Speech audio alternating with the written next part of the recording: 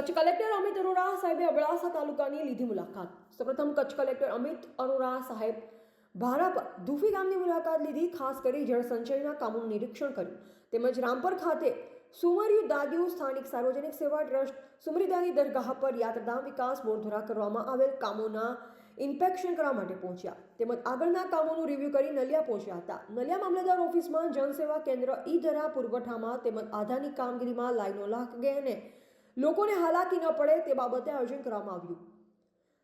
આ માટે સમીક્ષા કરાઈ તેમજ ખાસ ટુરિઝમના પ્રોજેક્ટ નારાયણ સરોવર કોટેશ્વર માતાના મઢમાં જે પ્રોજેક્ટ ચાલી રહી છે તેની સમીક્ષા કરી હતી. મુલાકાત લેવા આવ્યા એટલે પ્રથમ તો ભારા પર જે ગામ છે એની મુલાકાત લીધી. ખાસ જ્યાં જળ સંચયના જે કામો કરવામાં આવ્યા છે અને આગળની જે પ્લાનિંગ છે એનો રિવ્યૂ કર્યું.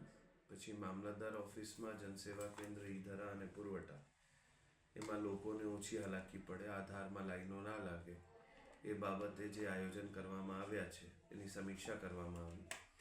અને એના પછી જે ખાસ ટુરિઝમના પ્રોજેક્ટ્સ નારાયણ સરોવર કોટેશ્વરમાં છે ને માતાના મઢમાં મોટું 38 કરોડનો પ્રોજેક્ટ જે ચાલી રહ્યું છે એની સમીક્ષા કરવાનો છું.